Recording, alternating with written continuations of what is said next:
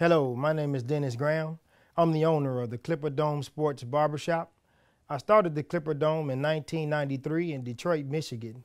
The Clipper Dome was a sports barbershop. I used the sports barbershop theme as a marketing tool. I started in 1993. We had conversations in the shop, and they began to get very consistent. So the message that was coming from the men inside, I took the information and I wrote it down. And then I started to research it. And then I started taping it. So I took those taped comments and I turned it into research. So that started the Clipper Dome Chronicles. And that brings us to why we're here.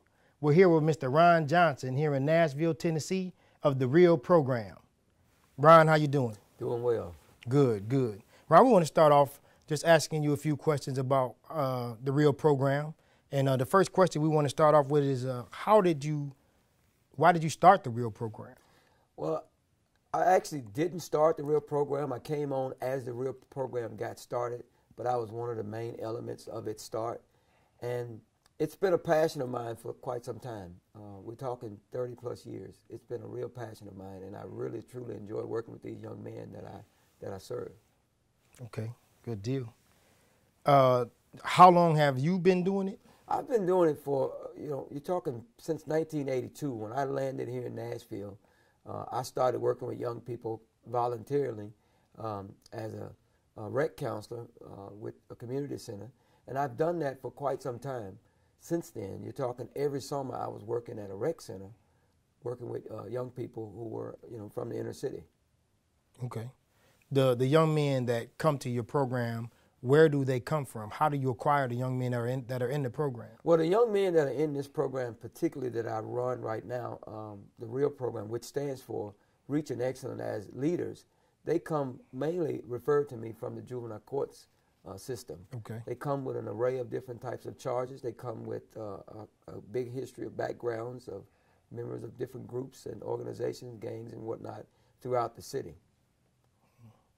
So a lot of times after they could be actually on probation and then sent to your program for... Absolutely. They could be on probation, which would be supervised probation, or they could be on a non-supervised probation. But what the reason the probation officers send them to me is because they either have some community service work that they would have to do, or they need to be, the parents and the probation officers believe that they can be redirected. And so in that, they send them to me. Okay. And we have had great success of redirecting a lot of young men who have come through this program. Now, total, you said that you were in the community center. You've been active in the community. How long total have you been dealing with the young? I've been dealing with youth since I was a youth. So since I was 18 years old, that's 31 years for me dealing with young people. And I've dealt with them, not only as a young person, but some of them all the way up through their adult life. As a friend, as a mentor, as a counselor, just someone who would listen. And it's been very beneficial. But I would have to say there have been some times where we've fallen short as well. No doubt, no doubt. So it's just a calling of sorts. This is more of a passion. It is. It's a calling. It's a passion. And I use this saying, I am who I am. And that's just me. And I know people may take that in some other kind of way, but I am who I am. What I do is who I am, and who I am is what I do. And I believe in staying in the lane that I am best gifted in and trying to do as much as I can to be on that team that makes a difference. Do you have a retention rate? Is there a way that you guys gauge how successful the program is? Well, we get a report every quarter, which is 3 months, from the court system of the young people that we have served. And our recidivism rate, meaning that the young people that comes through our program, our non-recidivism rate is one of the best around. We have a pretty high non-recidivism rate, meaning that the young people that comes through the REAL program don't reoffend possibly in that year, or don't reoffend at all because they've gotten a few more tools to add to their tool belt. Okay. And that sounds like a successful program. So how is it recognized? Does the community know that it's here? Well, the community have started to recognize it even more. We have been overflown with floods of calls and news stories that have been done on us. Okay. People have been talking about us. I wish that we had more resources that we could do more, But right now, we're only able to serve about 15 young boys at a time here at the program. The Real program, March 19th, just was on the front page of the Tennessean. They were the front page news story.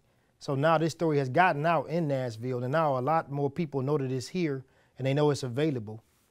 Okay,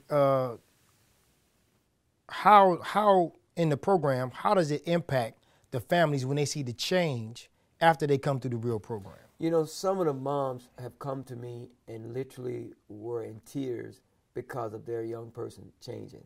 And whatever way that change is that mom have seen in that young person, they don't usually go into it like what it is, but because they see that change, the mom comes and say, thank you, thank you, thank you. And all I can say is, I'm just a small piece of the puzzle Right. that's trying to be a piece of the difference that are going on out here. I don't think we have all the answers, but I think we have some of them that we can, you know, prepare our young people better than they have been prepared. The other thing that mom say is that he looks at you like a father. That's right. That's another thing that's real cool, but I make sure that she know that I'd like to find a way to get his father back involved some kind of way. That was that. Now that's a very good point. How many of them have functional fathers at home? Well, out of the 3 years, I would say 300 plus young people that have come through the program, only maybe 25% probably have a father at home live in with them. Wow. And I would say maybe 20% really have a father that's really heavily active, because I have young people from two-parent homes that both parents seem like he's Yes. going down Yes. the wrong road, and so Right. they bring him to try and keep him from running off of that cliff. Right. Got you. Well, I'm sure there's a strategy to what you do. So what are some of the programs do you implement within your program that works for the success of the non-recidivism rate? Well, one of the main things that we do is we talk originally when we first get there, because we try and meet the young people where they're at. And you hear that saying is, what do you mean when you said meet a young person where he's at? You hear it all over all the time. Well, most of the time, our young people that come to us love music. That's right. And that's kind of what we're in. We're in a greater music age than we've ever been in. So we do a piece called Lyricology. Mm-hmm. Lyricology is the first thing that we start off with, and we use a documentary by Byron Hunt, which is a pretty old documentary, but it's still relevant. And it's called Beyond Beats and Rhymes. And we talk about how music has a greater influence on us in this day and age than it has ever had, I believe, in the history of mankind. Because we have so much access to it, and we listen to it so often, we become programmatic to what it's saying to us. You have, I'm sure outside of that, because we've talked and I'm involved in the program just as well. So what are some other things that you use as tools, components that you use other than the lyricology? Well, we do another piece. We do a piece like we call it Shop Talk, where we actually take the guys to the Clipperdome, and actually they get free haircuts. And just like the Clipperdome have those conversations, my brother Dennis lead them through some real talk, some real conversations, some real life issues, and then we give some real scenarios. And these young brothers really have some real serious answers. That's and right. we try and give them some more tools along with their answers as we get haircuts and shaves and lines and all that stuff. And then I have to remind everybody that I'm so grateful because they are free. That's a lot right. of these young brothers can't afford a haircut weekly. That's right. Ron and I met at one of my forums through the Clipperdome Chronicles, and when we first met, there was an instant connection. And ever since then, we've been having these conversations that turned into experiences. So when he sat down and he started articulating that he may want to put the shop talk and implement it into the Real program, I thought that was a great idea, because President Obama, they have an administration that they're trying to put together using barbershops as mentoring centers. So by him already having the mentoring program put together and merging it with the barbershop, I thought that was a beautiful idea. So Ron, a lot of times when they come by and we had these conversations, like I see the intrigue and the way that they grow and it blossoms just by using that barbershop conversation and implementing into that program. That was beautiful how you came up with that idea to move it forward. And I think that's why you are on the front page of the Tennessee, and I think that's why the news comes out and covers what you do. The Channel 2, WKRN came out, and the Real program was on the 10 o'clock news That was just last week, Monday? Monday, yes. Monday of last week? April 1st. April 1st, yeah. So that was beautiful. They came out and they featured some of the young men that had already graduated from the program. These 2 young men have come back to be mentors themselves. So now the program is actually turning the people who have offended and go through the program into mentors themselves. So they're the connection for me and Ron to the young people. So they liaison as a bridge to connect us to the young people. Yeah, you know, it's just like, you know, being appointed. These young guys come through, they enjoy it, they have a great outlet. They came, not really, all of them, they'll tell you, didn't want to be here. That's right. And, you know, like you said, liaisons, ambassadors, I believe that we have commissioned a group of ambassadors when we finish to go out and share what they've gathered and hanging out with us and gathering some of the knowledge and some of the tools that they'll have no choice but to use, because they will continue to run into some of the situations and scenarios that we talk about, because we do keep it real. That's right. Yeah. Now, you know, a lot of times when we come down with the young brothers, I like the different tools that you use, the interrupters. Can you speak a little bit about the interrupters? The Interrupters is a documentary out of Chicago where this documentary was made on a group it's called Ceasefire. And this is a group of men and women who have had some run-in or what have you in the law. They got mad respect in the communities, and they are out trying to interrupt some of the violence that's going on in Chicago. And we show that documentary in reference to what's going on in some of these young people communities. And actually they are called the violent interrupters. And one of their main course of duties are to try and disrupt a violent situation if they feel that they are deemed or necessary, and probably can disrupt that particular shooting that could take place by maybe trying to defuse an argument with someone. It was very, very interesting when we saw the interrupters presentation when the first time Ron and I saw it together, and then we also had an opportunity to speak afterwards. And there was a young lady come up to me right afterwards, and she was crying tears, and she just loved the fact that we were taking out the time to show this and present it to the community, because we were trying to help these young men go where they need to travel along this path and do what they need to do. So we're going to close this out. Ron, can you tell us a little bit about your story? How was your past? Well, I was a young person growing up in North Memphis, from Memphis, Tennessee. I'm the 5th of 10 boys, and, you know, it wasn't easy. It wasn't easy at all. You know, I would have to say that at a very early age, I started selling drugs, selling weed. But I was an athlete, so being an athlete was my outlet. It was my tool to get out of the hood, or to get out of the projects.